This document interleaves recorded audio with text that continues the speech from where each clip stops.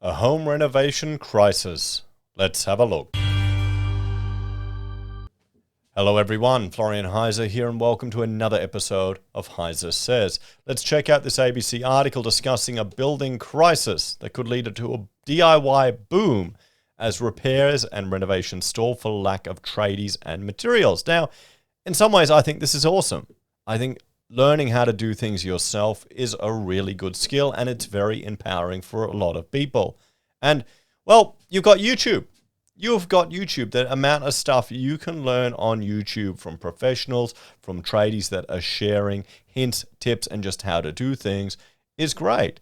And you may stuff it up. It may not look as perfect as a professional can do it, but it may be good enough. And maybe if you really want to fix it, you get someone in later to sort it out or you learn to live with it. Still, let's check this article out, because here you've got someone with a whole lot of plaster damage that they could repair themselves, honestly. You could get up there with a ladder. You could patch it up yourself. Why not? Might even be more satisfying to a lot of people. So Gabriella Stilita and her husband do not own power tools. How? How is this possible?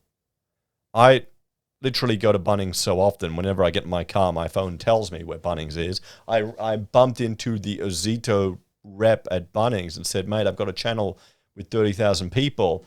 How can I get a sponsorship deal? And he said, I got to contact such and such, and I've been too lazy to do it.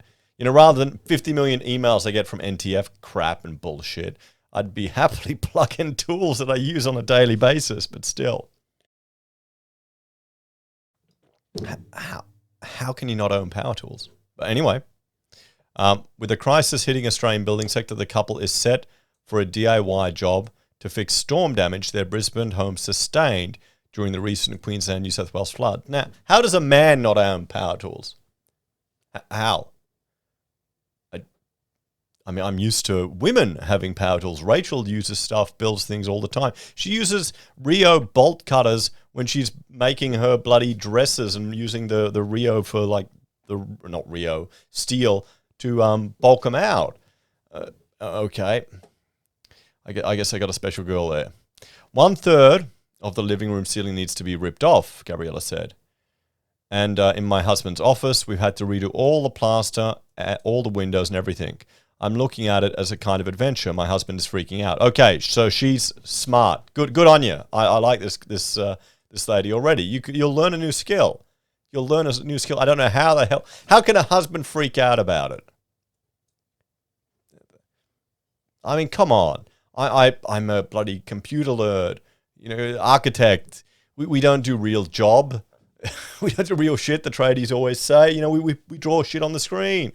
But you want to get your hands dirty on some tools, and it's satisfying building something. So far, 170,000 claims worth a total of $2.4 billion have been lodged with insurers due to the national disaster. The majority of those claims concern property repair. That's expected to place extra pressure on tradespeople in the region who can't keep up with soaring demand. When the storms hit, Gabriella and her husband were already aware of issues with finding tradies. They'd failed to find anybody to upgrade their bathroom in January, despite safety concerns about their son negotiating their steep bathtub. The insurers often organize work for people with approved claims. However, in Gabrielle's case, their insurer is giving them a cash payout and asking them to organize their own storm damage repairs. We're talking to the tradies who came with the insurer to make the property safe, Gabriella said. And basically they said, if you do get a payout, Google it. Look at YouTube and do it yourself, because you're not going to find anyone to do it. That's it. That's it. Honestly, it's time people... We're Australia here. We're meant to be a colony on the edge of the bloody world. You're meant to be able to learn how to do it yourself. And you probably could. Plastering up a ceiling, you could get up. It's going to be messy. It's going to be really satisfying, though, when you get it done.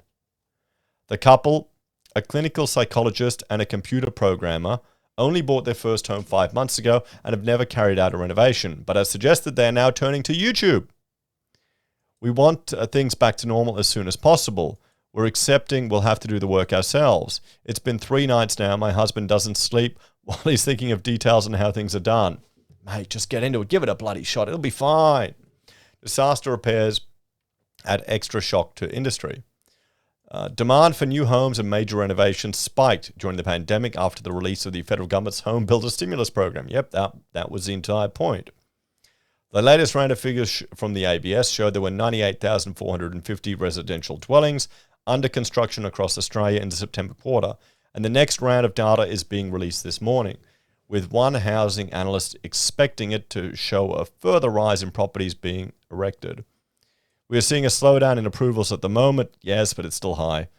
But we're seeing more and more homes flowing into the actual construction phase, CoreLogic's head of research Tim Lawless said. It is more difficult to get a grip on exactly how many homes are also being renovated or repaired. However, anecdotally, that work is following the same trajectory as the demand for new builds. Clearly, the recent flood event is going to amplify these issues we've seen across the country, Mr. Lawless said. The surge in demand is crashing head-on into continuing supply issues. CoreLogic's latest data on the cost of construction is also being released today. It shows prices rose another 2.5% in the March quarter, taking inflationary hitting the industry 9% in 1 year. Oh boy. While this isn't unprecedented, the last time we saw construction costs rising this quickly was way back when GST was introduced.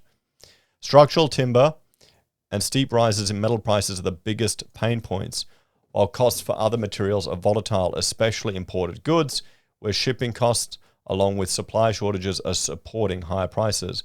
We've got higher material costs, higher fuel costs, adding to transportation costs, and of course higher labour costs as well. Mr. Lawless expects things to get worse before they get better, so do people carrying out the work. This home is taking twice as long to build. Well, that's what happens.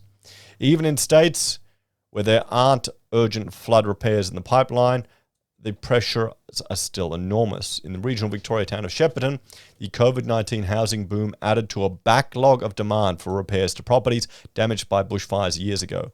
Walking through an almost completed property, Hontondo Homes Shepparton sales manager Jody Minturn points out all the places where the company is facing delays and rising costs on its jobs. The timber frames took months to source, while the kitchen is still waiting for appliances from overseas. The floor is taking its time to arrive, meaning the ground remains just poured concrete. We just don't see it coming. I don't think anybody did, or we didn't see it coming. 5 years ago, it would have taken 6 months to build a house like this, but now it can take up to 12 months to get to completion. It's not just explaining this situation to anxious clients that's difficult. As costs rise quickly, the builder is struggling to maintain its margins on quoted contracts with fixed prices. Several major building companies have already gone bust in recent months, including an unrelated Hontondo Homes franchise in Hobart, and there are concerns more will go as the profitless boom hits the construction sector, and we've gone through that in this video too. It's an inherent risk in the industry, Jody says. Her family-owned business is looking into flexible contracts that would allow them to charge costs to clients in real time rather than stick to fixed price arrangements. That's a trend being seen across the industries. Others are bailing out altogether because now it's too hard to make a buck. One builder can't even source a toilet. Shit. Wayne Wyatt has been carrying out custom renovations on properties around Brisbane for more than 3 decades. With all of these factors hitting his sector simultaneously, he is now retiring early and liquidating his business. The sector is bleeding profit, Wayne said. He's especially concerned about the quality of work he is getting from tradies. As labour shortages continue, his small company can only draw in less experienced people. Walls have been built at the wrong height, he laments.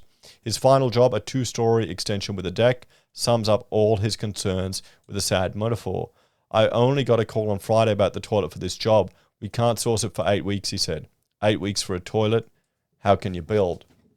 It's probably a unique or specific imported toilet, I'm assuming. If you've got a small bespoke builder, you can get a toilet. You could go to Bunnings right now and buy a toilet and stick it in there, guaranteed. And that could probably do the job, but they probably want something specific. So Wayne has since sourced a different toilet for the client. I mean, that's, I don't know, that happens all the time. Honestly, that really happens all the time. Although, well, I mean, I'm looking at this from an architect that specifies things and has things replaced because a builder can get a cheaper deal, they can find something quicker, or they just want to save money and compromise on quality sometimes. You've got to be careful with that. That can bite you. He's urged anyone who's considering a renovation to reconsider it right now. And he is desperately worried for people like Gabriella, who need repairs done on damaged property and potentially uninhabitable homes. Aside from the storm damage, Gabriella has no idea when they'll be able to tackle their bathroom, which at this stage is not being considered for DIY. We have contacted at least 10 companies for quotes, she said. We basically gave up because we're trying to contact people and either hear nothing back, or those who've said they can quote then disappear. CoreLogic's Tim Lawless said he wouldn't be surprised if more people turn to DIY in coming years. If you've got damage to your home that obviously needs to be fixed, with some immediacy, you can't find a builder, you're going to have to come to another solution, he said. I certainly wouldn't recommend somebody embark on a project like that without the necessary skill set. Oh, come on, mate. Come on, Tim. You step up, okay? This is Australia. You step up and you bloody well learn how to do it, okay? That's it. You can plaster a ceiling. Anyone can plaster a bloody ceiling. You can learn how to do it, okay? You can learn how to do it. You can fix that. What do you reckon? Let's have it. DIY Australian solving problems should be right up there. That I would expect that. What do you think? Are we becoming too soft? We're not willing to get our hands dirty again. I mean, my complete bias, owner builder, I demolished my whole house. I painted half of it. I'm doing a lot of stuff myself. We'll have to see how it goes. I think this is good. This is good turnaround. People are going to discover new skills. How can you not own power tools? I don't get it. I do not get it. I mean, you got to hand your man card in officially. If you're a man and don't have power tools, you've got to hand your man card in. Anyway, let me know what you think about that one, guys. Like, share, subscribe to the channel. Do you have power tools or have you lost your man card? As always, if you want to help out with the channel, there are a few ways you can. You can join us on YouTube or Patreon. Sign up using our referral links at Amazon, eBay, Independent Reserve, or AussieBroadband. Or if you need an architect, give us a call. We're probably not going to be competitive for renovation jobs compared to some of the other ones out there. But honestly, we can give you advice. But still, the advice would be if you're trying to do it yourself, go on YouTube. Take care, guys. Have a great day. I'll see you in the next episode of HeiseSays. I mean, I've hired a dingo to dig up all of my old columns and to drill all of the foundation points I need to do. Isn't that normal?